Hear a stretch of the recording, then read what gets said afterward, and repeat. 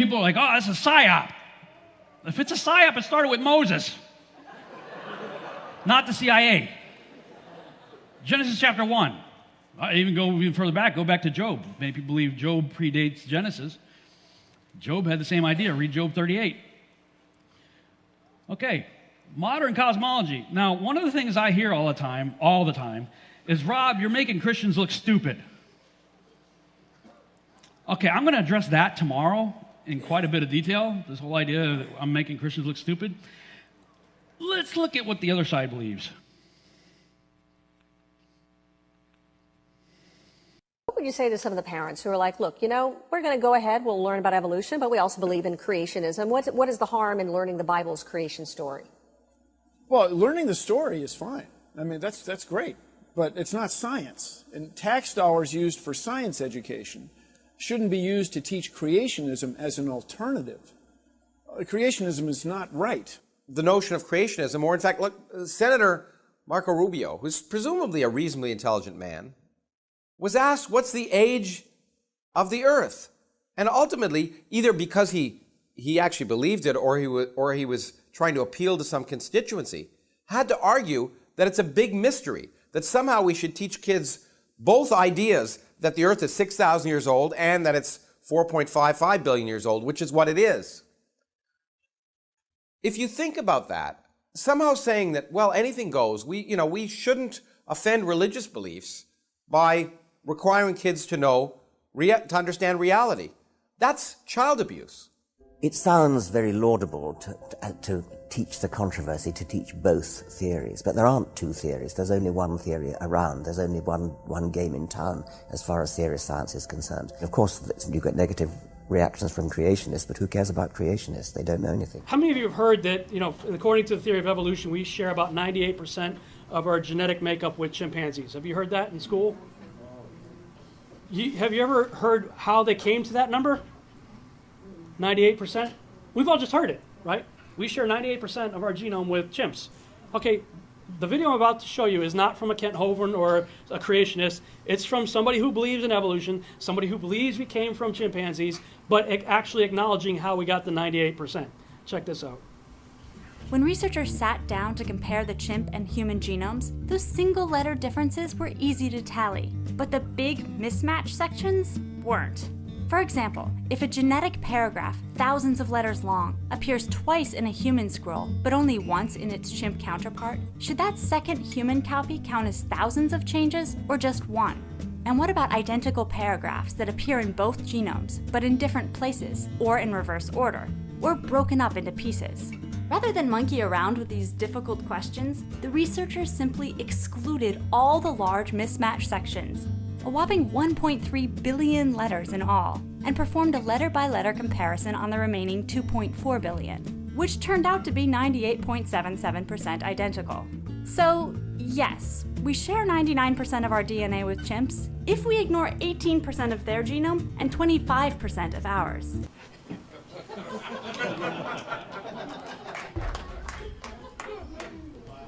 But that's what passes for science. Does that sound completely absurd to you? Oh yeah, we just, 4 billion letters, let's throw those out. Hey, we're 98% the same. What?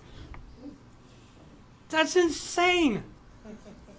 But that's in college-level science books being passed off as fact. This is not science. All right, this is the natural result of the depravity that comes from ignoring the Word of God, and it's the byproduct of hating God. You have written that God is a psychotic delinquent invented by mad, deluded people. No, I didn't say quite that. I said something rather better than that. Oh, well, please tell us what you said. Please tell us what you said. Well, I would have to read it from the book. No, please. The God of the Old Testament is arguably the most unpleasant character in all fiction. Jealous and proud of it, a petty, unjust, unforgiving control freak, a vindictive, bloodthirsty ethnic cleanser, a misogynistic, homophobic, racist, infanticidal, genocidal, filicidal, pestilential, megalomaniacal, sadomasochistic, capriciously malevolent bully. So that's what you think of God? Yeah. He's like primary atheist of the world. And so if you're going to talk about science and religion, you need people like that to find out where are they thinking, where are they taking us, what's it all about. But we couldn't just feature Richard Dawkins. We need some other views here. And so we combed the landscape. And we found a Jesuit priest. This is the academic order of the Catholic Church. And we have with us Father Martin. Welcome to Star Talk. Thank you very much. All right. You, as a modern Catholic, have no problem with evolution. Correct. Correct. I can't say the same about other theologians who walk this earth. So what does that mean? It means that in the world, in politics, in all of this. Sure. Well, it means that different Christians have different viewpoints on that. I'm a firm believer in evolution. There are some people who don't believe it. I'm not sure how you can't be convinced if you see the kind of archaeology and the sort of the kind of history of the world. But there they are. So I can't account for ignorance. Okay, so not to put words in your mouth, Sure. but what you might be saying here in this conversation is that for religion to go forward and not be in conflict with science, it needs to embrace what science finds about the natural world and not jump in the face of the scientists and say, that conflicts with my interpretation of Scripture, therefore you must be wrong. No, I agree. And I think most religious scientists, I'm not a religious scientist, would say that and would say, you know, this Yes, is they helping, would, by the way. Yeah, Yes, yes. This is helping me The ones I know. understand. Yeah, this is helping me understand God's beautiful world. And I think what happens sometimes is, you know, religion gets caricatured. So obviously, if you're religious, you must not believe in evolution, which I think is Most false. Well, it's certainly true for some. You're saying it's not true for all. I'd say for a few. When we come back, we're going to find out if you have to give up your religion to believe in evolution. Clearly, the good father here doesn't. But how about others? When Star Talk continues.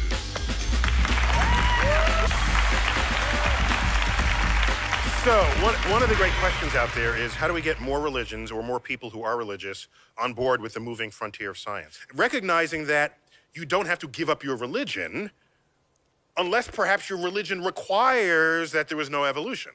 If it requires it, maybe you got to sort of lose it. But that's probably pretty few religions, right? I would That's think so. Yeah. I'm thinking, right? I mean, well, I hope so. I don't understand people who can't believe in evolution. I don't understand people who don't look at, you know, the sort of carbon dating and things like that in fossils. I can't understand it. And I have a hard time understanding why people cannot accept the fact that God can work through evolution, that it's just as much of a miracle of creation if it takes 10 million years or 15 million years as if it took 7 days. So I don't understand that. We shouldn't say religious people think this or religious people think that, because it is a label that is applied to people and often applied to make them seem uneducated, insane, or just idiots. And as if you have to check your brain at the door. Consider again that pale blue dot we've been talking about. Imagine that you take a good long look at it. Imagine you're staring at the dot for any length of time. And then try to convince yourself that God created the whole universe for one of the 10 million or so species of life that inhabit that speck of dust. Man, in his arrogance, thinks himself a great work, worthy of the interposition of a deity. Darwin wrote telegraphically in his notebook, more humble, and I think truer, to consider him created from animals. Close quote. We're Johnny-come-latelys. We live in the cosmic boondocks. We emerged from microbes and muck. Apes are our cousins. You don't believe that the Earth is round only if you're an astronaut. You don't believe Napoleon existed only if you're a historian. You believe these things because they're facts proved by evidence. Evolution is also a demonstrated fact. The truth really is out there. It's not a matter of opinion. So you believe it's liberating to tell people that there is no God? I think a lot of people, when they give up God, feel a great sense of release and freedom. Well, then who did create the heavens and the earth? Why do you use the word who? You see, you immediately beg the question by using the word who. Well, then how did it get created? Well, by a very slow process. Well, how did it start? Nobody knows how it started. We know the kind of event that it must have been. We know the sort of event that must have happened for the origin of life. And what was that? It was the origin of the first self-replicating molecule. Right, and how did that happen? I told you we don't know. So you have no idea how it started? No, nor has anybody. Nor has anyone else. I'm a synthetic organic chemist. Origin of life is purely synthetic organic chemistry. There's no way around it. I'm perfectly situated to be commenting on this, to be critiquing the origin of life research. It is abiological. It is before biology takes over. This is purely synthetic organic chemistry. And making these compounds is very simple. 4 classes of compounds. You have to make them from what's available on a presumed prebiotic Earth. And so the chemistry is not hard for a synthetic organic chemist to follow, and any trained synthetic organic chemist can follow me on this. And I've never seen a synthetic organic chemist disagree with me on this. In fact, the people that might disagree with me are biologists because they've never made anything. The only thing they may have made is they buy a kit and they make it, which is made by chemists, but they've never made anything ab initio. And so it's the synthetic chemist that can critique origin of life research better than anyone else. So go ahead, ask your synthetic chemist friends to listen to what I have to say. If they have anywhere a master's degree or beyond in synthetic organic chemistry, have them critique what I say.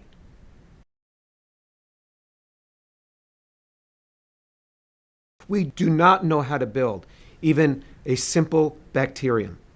The simplest bacterium with its 256 protein coding genes, we have no idea how to build it. First of all, we don't know how to build the molecules, the 4 classes of molecules that are needed for it.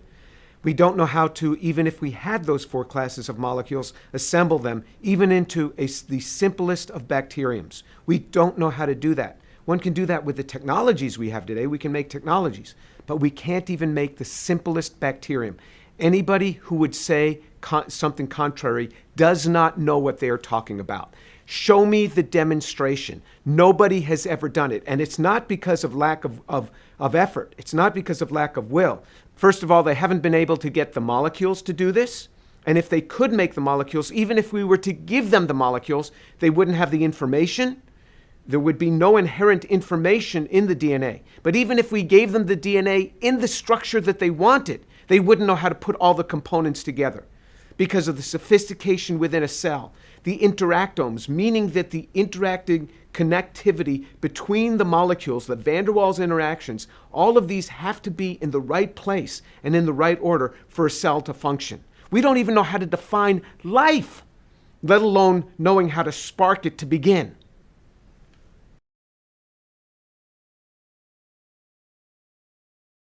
When one looks at a typical textbook, one will see some prehistoric pond and molecules, and those molecules coming together and forming a cell, and those cells coming together and some slithering creature coming out of this pond.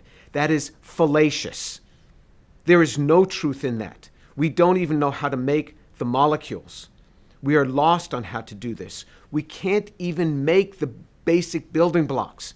But even if we could, from prebiotic type environment to make these, with all the intellect that we put into this, even if we could make them, we have no idea how to assemble them. You say, well, we can make the liposome, the cell membrane. We cannot. There's over 40,000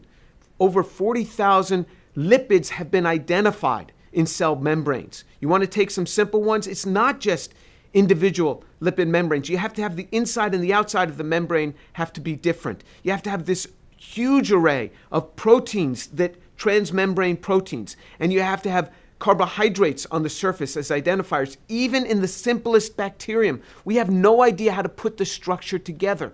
It's not there. So not only do we not know how to make the basic components, we do not know how to build the structure even if we were given the basic components. So the Gedanken experiment is this: even if I gave you all the components, even if I gave you all the amino acids, all the protein structures from those amino acids that you wanted, all the lipids in the purity that you wanted, the DNA, the RNA, even in the sequence that you wanted. So I'm even giving you the code. And so now I say, and all the nucleic acids. Can you now assemble a cell here in your individual bodies, not in your individual laboratories, not in a prebiotic cesspool, but in your nice laboratory? And the answer is a resounding no. And if anybody claims otherwise, they do not know this area.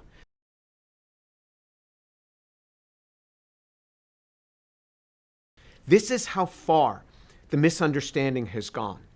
Even science professors, even biology professors, think that there is a near building of life, that we understand all the ways to build life. We do not.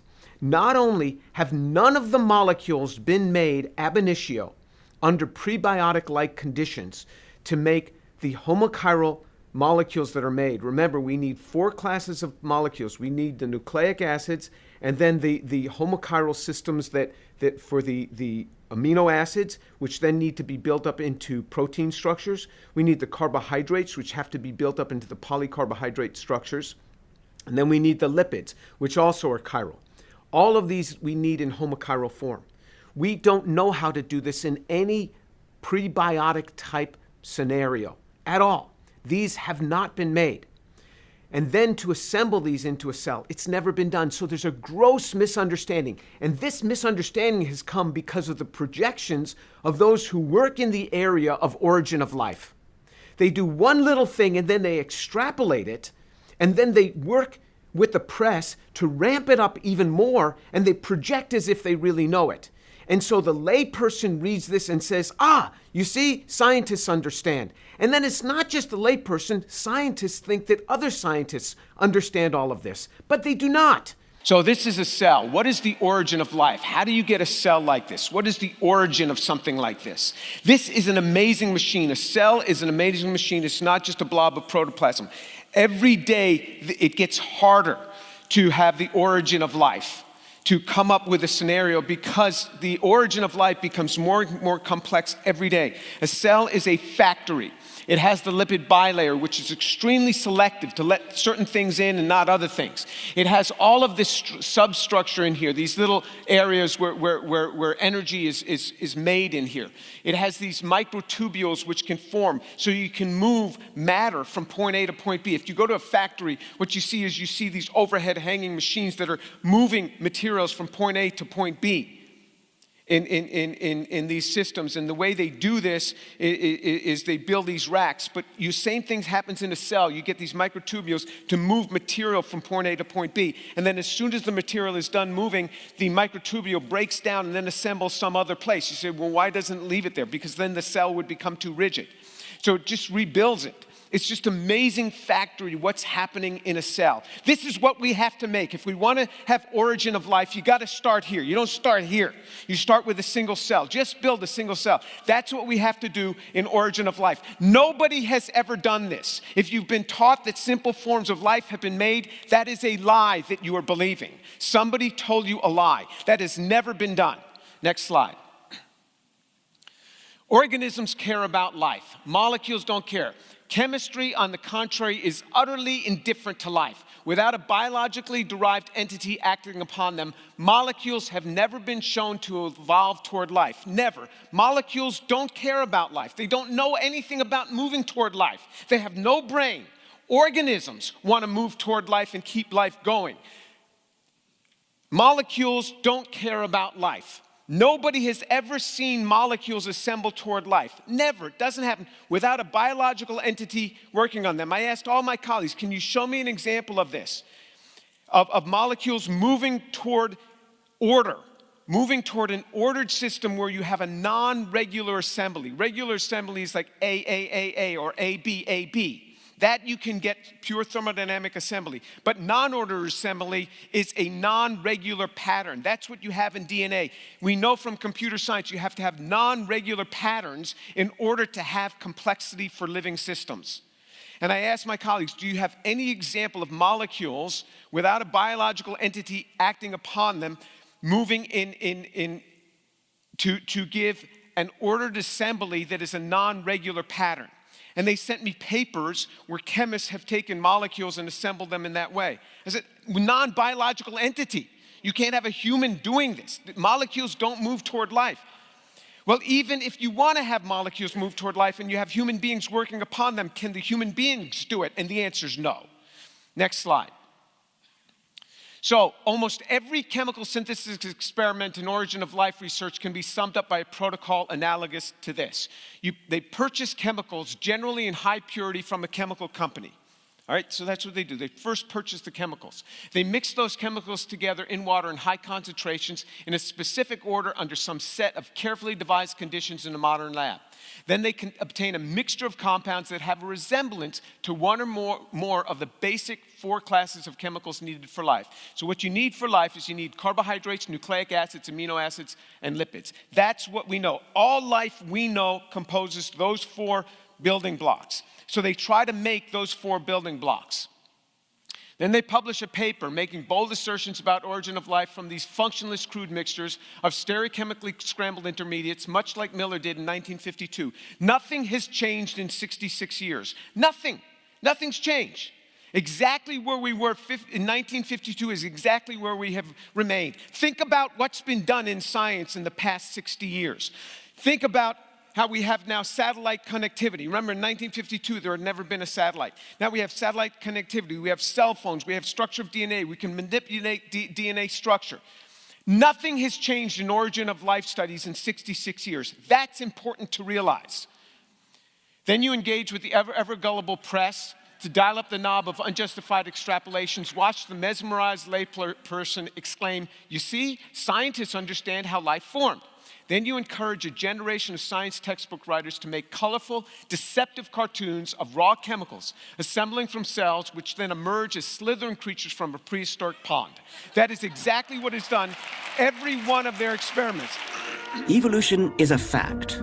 It's documented by science. Right, how did that happen? I told you we don't know. Believe these things because they're facts proved by evidence. Evolution is also a demonstrated fact. So you have no idea how it started? No, nor has anybody. Nor has anyone else. What do you think is the possibility that intelligent design might turn out to be the answer to some issues in genetics or in evolution? It could come about in the following way. It could be that at some earlier time, somewhere in the universe, a civilization evolved by probably some kind of Darwinian means to a very, very high level of technology and designed a form of life that they seeded onto, perhaps this planet. Now, that is a possibility and an intriguing possibility. And I suppose it's possible that you might find evidence for that if you look at the details of biochemistry, molecular biology. You might find a signature of some sort of designer. Wait a second. Richard Dawkins thought intelligent design might be a legitimate pursuit? And that designer could well be a higher intelligence from elsewhere in the universe. Well, but that higher intelligence would itself have had to have come about by some explicable or ultimately explicable process. It couldn't have just jumped into existence spontaneously. That's the point. So Professor Dawkins was not against intelligent design, just certain types of designers, such as God. Many people are extremely illogical. Of course, and this is where Ancient Aliens enters the picture. Coming from an academic like Richard Dawkins. He's like the main spokesperson for evolution these days. Which means if that's the main view of evolution, that's what's making it into the textbooks. And of course, that's what we are being indoctrinated with on a regular basis on primetime television. You know, Ancient Aliens is just one of many shows out there putting forth that idea. So, you know, as I'm going through all this stuff and the question is popping in my head, look, are we going to trust science or the Bible? 46% of Americans believe the story of Genesis is true. So I just want... It's amazing. It's astonishing. I know, that the world was created in 6 days. So are you urging people to give up on the idea of creationism? Oh, yeah. Please. The amazing thing is that every atom in your body came from a star that exploded. And the atoms in your left hand probably came from a different star than your right hand. It really is the most poetic thing I know about physics. You are all stardust.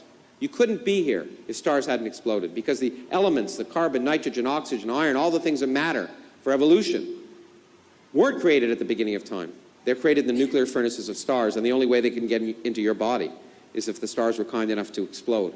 So forget Jesus. The stars died so that you could be here today, okay? And anyway. By the end of the 1920s, astronomer Edwin Hubble, working with the large 100-inch telescope atop Mount Wilson outside Los Angeles, had established that our galaxy was only one of many galaxies in the universe. When we look out at other galaxies, on average, they're moving away from us. And those that are twice as far away are moving twice as fast. And those that are 3 times as far away are moving 3 times as fast. And of course, that makes us look like we're the center of the universe. Such a condition would imply that we occupy a unique position in the universe, analogous, in a sense, to the ancient conception of a central Earth. This hypothesis cannot be disproved, but it is unwelcome and would only be accepted as a last resort in order to save the phenomena. Therefore, we disregard this possibility. The unwelcome position of a favored location must be avoided at all costs. Such a favored position is intolerable. Several decades ago, we found a problem so great that it was brushed under the carpet for many a decade. And this is the fact that galaxies spin too fast. In fact, 10 times too fast. By rights, the galaxy should fly apart.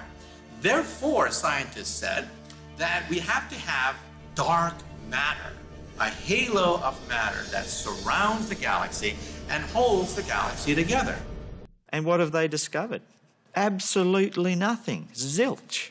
What is a little bit perturbing is that after 50 years, we still haven't found what the dark matter is. But on the other hand, that doesn't mean they're not there. It just means they're harder to find than we thought.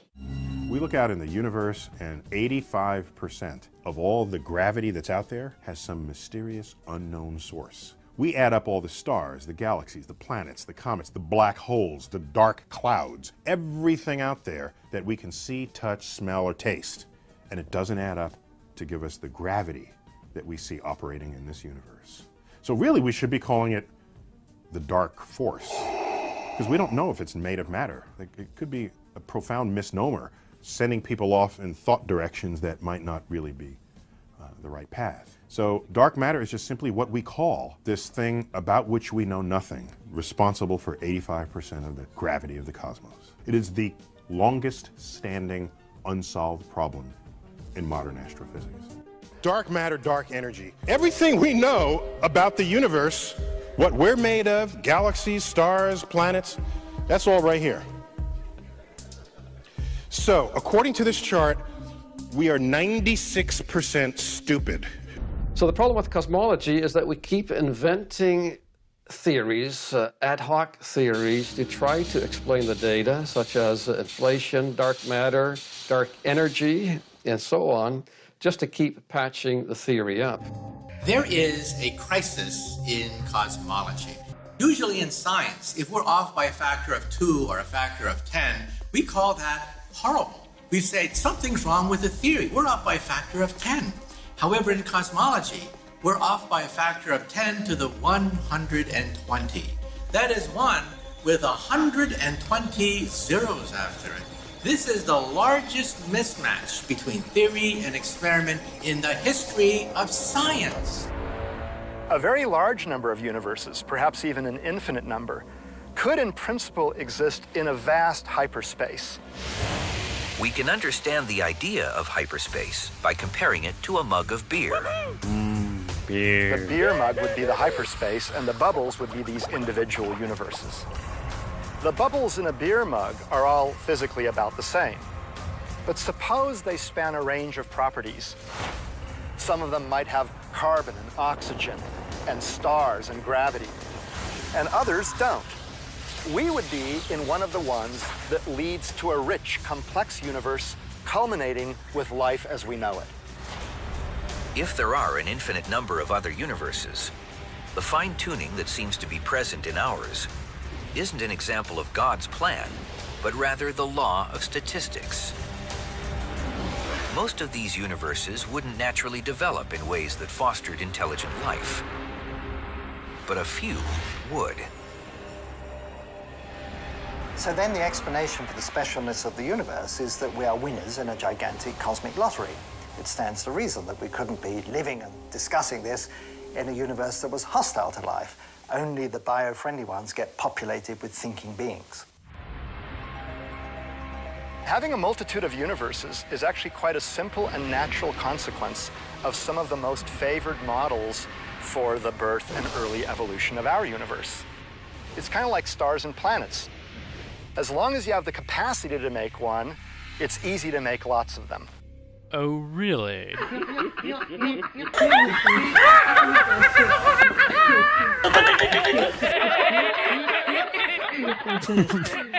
Wow! Beer mug hyperspace multi-bubble verse. Really? Beer. Seriously? They're farting out beer bubble universes. Okay? That's what they're doing. Hey, I got an idea. Yep. Multi-beer bubble universe. And they call that science. And they make fun of us? Really? Yeah, I'm not going to take that from them anymore. I'm not going to sit here and let people who think they came from monkeys out of a beer bubble universe ridicule me for looking into what I'm looking into and considering, a possibility.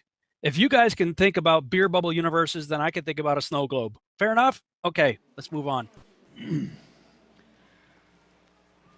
That's what they believe, and much of that we have embraced, even in creation ministries. You know what? You don't have the intellectual high ground in this discussion if you believe that. I've had many people try to interview me, and I stopped doing interviews for the press because I know they're just going to take me out of context, look for that little snippet that they could try to make me look stupid with, put it with goofy music, put other people in there, and try to make fun of us. So whenever the news media has come up to me for an interview, I said, here's the deal. You don't have the right to use my image or anything I say unless we have the following conditions. If you're going to interview me, I get to record the entire conversation, the whole interview I'm going to record, and I get to interview you first. Because I'm going to interview them and find out what they believe. As soon as I realize that most of these people believe this stuff, they don't have the intellectual high ground in this discussion. They're going to have no room to try to make fun of me. You believe you came from an exploding dot and evolved out of a rock. And your smartest guys are telling you that we are off by 10 to the 120th power when it comes to our understanding of the cosmos. We are 96% stupid. And you're going to claim to be the intellectual high ground here? I don't think so. More and more scientists, mainstream scientists, where's my clicker, are even beginning to acknowledge this also, not just creationists and flat earthers and stuff.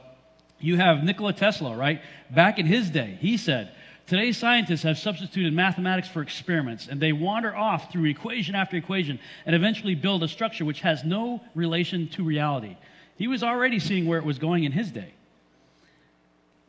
About maybe 50 to 100 years or so before that, you had this guy here, Samuel Robotham, advocating for a more zetetic form of science, zetetic meaning investigation, proceeding with investigation and inquiry, doing tests. He said the whole system of Newtonian astronomy taken together constitutes a most monstrous absurdity. It is false in its foundation, irregular, unfair, and illogical in its details and in its conclusion, inconsistent and contradictory. Because the Newtonian theory is held to be true, they are led to reject the scriptures altogether, to ignore the worship and doubt and deny the existence of a creator and supreme ruler of the world. He went on to say that the scriptures were not intended to teach science truthfully is, in substance, to declare that God himself has stated and commissioned his prophets to teach things which are utterly false. That's some powerful statements right there. Mainstream, this is April of this year, April 30th. Article came out, mainstream scientists saying cosmology has some big problems. The field relies on a conceptual framework that has trouble accounting for new observations. Let me see if I can move forward in my notes here. He says, modern science is in serious need of a reboot. Compounding this problem, most observations of the universe occur experimentally and indirectly. Today's space telescopes provide no direct view of anything. They produce measurements through an interplay of theoretical predictions and pliable parameters in which the model is involved every step of the way. The framework literally frames the problem. It determines where and how to observe. And so, despite the advanced technologies and methods involved, the profound limitations to the endeavor also increase the risk of being led astray by the kind of assumptions that cannot be calculated. That's the individual there that said that. He went on to say, a key piece of the Big Bang paradigm was criticized by one of the theory's original proponents for having become indefensible as a scientific theory. Why? Because inflation theory relies on ad hoc contrivances to accommodate almost any data, and because its proposed physical field is not based on anything with empirical justification. This is probably because a crucial function of inflation is to bridge the transition from an unknowable Big Bang to a physics we can recognize today. So, is it science or a convenient invention? He concludes his article by admitting, quote, in order to maintain a mathematically unified theory valid for the entire universe, we must accept that 95% of our cosmos is furnished by completely unknown elements and forces for which we have no empirical evidence whatsoever. Mainstream scientist taking an honest look at his profession. I'm going to just distill that down into this right here. I say, what is taught today as fact is really nothing more than unproven ad hoc theories based on presupposition derived from outlandish conjecture, which itself was contrived from sheer fantasy, all of which ends up beautifully illustrated by the hands of artists and published in textbooks as self-evident truth.